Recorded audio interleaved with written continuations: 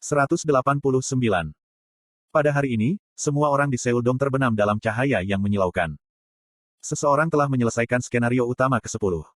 Selamat, Anda telah melewati skenario ke-10. Mereka yang bersembunyi di sudut-sudut kubah Seoul untuk menghindari orang-orang jahat dan mereka yang hampir tidak selamat di lantai pertama dan kedua kastil kegelapan. Semua inkarnasi yang selamat dari ancaman skenario menerima pesan yang sama. Kamu telah mencapai prestasi, pembebas kubah Seoul. Pembebas. Awalnya orang tidak memahaminya tetapi tubuh mereka diyakinkan di depan pikiran mereka. Anggota tubuh mereka sempit, pupil mereka melebar dan bibir mereka bergetar. Kamu bisa kabur dari Seoul Dome. Harapan panjang mereka akhirnya menjadi kenyataan. Orang-orang di lantai pertama dan kedua dari Dark Castle dipanggil keluar ke kota. Lalu semua orang melihat pemandangan yang sama. The Dark Castle runtuh dengan suara keras. Mimpi buruk mengerikan yang mencengkeram seluruh Seoul runtuh seperti istana pasir. Potongan-potongan yang rusak segera berubah menjadi bubuk. Orang-orang dipenuhi dengan emosi yang tidak diketahui saat mereka menyaksikan adegan itu. Sudah selesai, kata seseorang. Aku bisa keluar, aku bisa hidup sekarang. Neraka sudah berakhir. Beberapa orang merasa itu adalah akhir dari tragedi itu. Kompensasi mengalir dari udara. Orang-orang memiliki ekspresi gembira di wajah mereka. Tragedi lain mungkin dimulai tetapi untuk sekarang, mereka menikmati perasaan pembebasan segera. Namun, tidak semua orang berbagi sentimen itu. Petik 2. Apa yang terjadi dengan Dokja Ahjusi? Kelompok Kim Dokja melarikan diri dari Dark Castle. Jung Hyewon, Lee Hyun Sung, Lee Ji-hye, Gong Pil-du, Lee Gil-yong, Shin Yo-sung, Han Suyong. Mereka semua berkumpul di satu tempat. Mereka adalah mereka yang selamat karena Kim Dokja atau mereka yang berutang Kim Dokja. Ada yang tahu, ada yang tahu.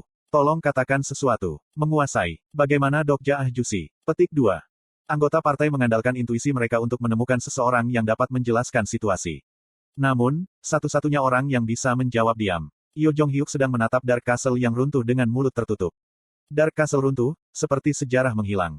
Kim Dokja ada di sana. Dia meninggal di sana. Yo Jong-hyuk menatap sambil mengkonfirmasi fakta berulang-ulang. Kim Dokja sudah mati. Bagaimana hal seperti itu bisa terjadi? Yo Jong-hyuk tidak terbiasa dengan tidak mengetahui. Yo Jong-hyuk si, tolong katakan sesuatu. Silahkan. Yo Jong-hyuk menatap kosong pada Lee Hyun Sung yang sedang mengguncangnya. Regresi pertama dan regresi kedua. Dia belum pernah melihat Lee Hyun Sung membuat wajah ini. Yo Jong-hyuk jarang ingat ekspresi yang dibuat anggota pestanya ketika mereka kehilangan seseorang yang benar-benar berharga. Itu karena dia selalu membuat ekspresi seperti itu. Dia adalah satu-satunya yang selamat sampai akhir dari tragedi dan keputusasaan ini. Ngomong-ngomong, kehidupan ini berbeda. Masih ada banyak orang di sisinya. Dia menderita melalui kematian seseorang bersama mereka. Yo Jong-hyuk si menguasai. Semua orang menatapnya. Mereka ingin dia mengatakan bahwa itu belum terlambat. Tetap saja, Yo Jong-hyuk tidak bisa memberikan jawaban untuk wajah-wajah ini. Aku juga tidak tahu. Dia menghancurkan harapan terakhir mereka yang tersisa. Sayangnya, ini adalah peran yang tersisa untuk Yo Jong-hyuk. Aku tidak tahu apa yang terjadi pada Kim Dokja. Bahkan, dia bisa memberitahu mereka lebih banyak. Pembuangan dari skenario. Dia bisa membagikan informasi yang dia tahu. Atau mungkin dia bisa bersaksi tentang harapan lemah yang mungkin dia miliki. Namun, Yo Jong-hyuk tidak melakukan ini. Dia tahu bahwa membicarakannya hanya akan memberitahu anggota partai. Kim Dokja sudah mati. Anda tidak dapat melakukan apapun untuk Kim Dokja. Petik 1. Beberapa orang mengatakan lebih banyak dengan tidak berbicara. Beberapa orang menerima keheningan Yo Jong-hyuk sementara yang lain menolaknya. Namun demikian, semua orang mengerti keheningan. Dokja Hyung bilang begitu. Dia belum mati. Dia akan hidup kembali. Lalu mengapa? Yo Jong-hyuk si, tolong beritahu saya bagaimana cara menyelamatkan Dokja si. Petik 2. Yo Jong-hyuk menggelengkan kepalanya pada tangisan Lee Gil-yong dan Lee Hyun Sung. Jika ada cara untuk menyelamatkan Kim Dokja, dia pasti sudah melakukannya.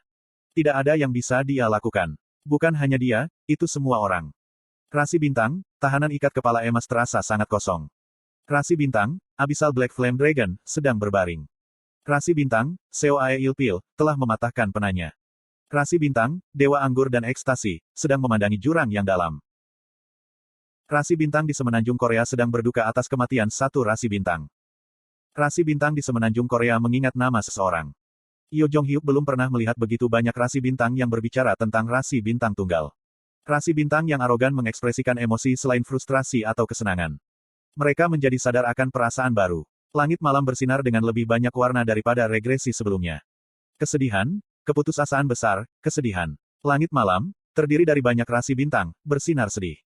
Mungkin Kim Dokja juga harapan bagi mereka. Itu harapan untuk menunjukkan cerita yang berbeda. Sesuatu yang bisa membuat perbedaan di Starstream. Tidak banyak cara. Melihat bintang yang mempesona di langit, regresor Yo Jong-hyuk punya pemikiran. Jika aku mundur sekarang, kemampuan untuk memulai kembali hidupnya seperti tombol rudal nuklir yang dapat ditekan kapan saja. Yo Jong-hyuk dapat kembali ke masa setelah sekarat dan membuat pilihan yang lebih baik dengan informasi yang dimilikinya tentang masa depan. Jika dia kembali sekarang maka Kim Dok-ja mungkin akan hidup kembali. Namun, Yo Jong-hyuk, bangun. Jangan berpikir hal-hal akan membaik jika Anda mengulanginya beberapa kali. Bagaimana jika Yo Jong-hyuk kembali dan tidak ada Kim Dok-ja? Atau bagaimana jika Kim Dok-ja tidak bertindak seperti ini lagi? Yo Jong-hyuk takut akan sesuatu untuk pertama kalinya. Kim Dok-ja dari kehidupan ini mungkin hanya muncul dalam kehidupan ini. Shin Yosung dari regresi ke-41 tidak pernah berbicara tentang Kim Dok-ja dan dia tidak pernah bertemu Kim Dok-ja dalam beberapa kehidupan terakhirnya. Bahkan jika dia kembali ke masa lalu, Kim Dok-ja dari kehidupan ini mungkin tidak kembali. Jadi, jalani putaran ini dengan benar. Pilihan yang selalu mungkin sekarang tidak dapat diubah. Dia bertemu Kim Dok-ja dalam regresi ketiga dan mereka menjadi teman. Lalu dia kehilangan Kim Dok-ja. Jangan bayangkan Anda akan menjadi lebih baik jika Anda membuang ronde ini. Mungkin ini adalah babak di mana Anda akan melihat akhir dunia ini sebagai manusia. Yo Jong-hyuk bangkit dari tempatnya dan menggigit bibirnya. Hanya kata-kata ini yang tersisa. Sama seperti segala sesuatu di Starstream adalah sebuah cerita, Yo Jong-hyuk tidak bisa tidak mengakui bahwa kata-kata Kim Dok-ja adalah bagian dari dirinya sendiri. Hah? Kenapa kamu tidak pindah? Bukankah Anda menerima pesan sistem? Dok Kaebi yang dikirim dari biro menatap mereka dari udara. Aha. Begitu, semua orang berduka atas kematiannya. Anggota partai membenci nada humorisnya, tetapi tidak semua orang sama. Jung Hee-won hampir tidak mempertahankan ketenangannya dan bertanya. Petik 2. Bagaimana Dok Jasi? Dia telah dikeluarkan dari skenario. Bisakah saya bertanya apa artinya itu? Apakah dia mati atau hidup? Petik 2. Aku juga tidak tahu. Namun, tidak mungkin untuk selamat diusir dari skenario, apakah itu inkarnasi atau rasi bintang. Hanya itu yang saya tahu. Bahkan sebuah rasi bintang tidak dapat bertahan. Anggota partai menegang pada kata-kata dan ekspresi mereka menjadi lebih dingin dari sebelumnya. Li Jihye balas. Apakah tidak ada jalan, cara untuk menyelamatkan? Petik 2. Tidak ada yang bisa kamu lakukan. Jujur, luar biasa bahwa Anda masih memiliki pola pikir seperti ini. Saya akan memberi Anda satu nasihat. Jangan memikirkan hal-hal yang tidak perlu dan fokus pada skenario di depan Anda. Anda belum melarikan diri dari Seoul Dome. Dok Kaebi itu mencibir dan menjentikkan jarinya. Kemudian pesan sekali lagi mengalir dari udara. Skenario pelarian telah diberikan. Seoul Dome akan segera ditutup. Anda punya waktu setengah hari untuk melarikan diri dari Seoul Dome. Jalur keluar disediakan secara otomatis. Kamu akan mati jika kamu tidak melarikan diri dari kubah dalam batas waktu. Sial. Para anggota partai saling memandang tetapi tidak ada solusi di wajah mereka. Bagaimanapun, tidak ada yang bisa mereka pilih. Ayo bergerak. Mereka mulai bergerak di sepanjang jalan yang ditentukan. Mereka berlari, berenang atau menyeberangi pagar saat mereka terus-menerus menuju ke pinggiran kota Seoul. Akhirnya, penanda rute berakhir dan mereka menghadapi sekelompok orang. Orang-orang ini. Semua inkarnasi yang tersisa dari Seoul Dome dikumpulkan di sana. Ada sekitar 1.000 orang. Beberapa wajah terasa akrab. Min Ji-won melambaikan tangannya ke sisi ini dan ada juga Han Dong-hun yang tertutup. Mereka semua diselamatkan oleh Kim Dok-ja. Yo Jong-hyuk dan anggota partai dengan ringan mengangguk pada orang yang mereka kenal. Sini. Anggota partai berhenti pada saat yang sama dan menatap dinding bagian dalam kubah. Itu adalah kandang besar yang telah menjebak mereka sejauh ini. Sekarang mereka memiliki kesempatan untuk melarikan diri dari penjara ini. Semua orang bersemangat tetapi tidak ada yang mengambil langkah di luar.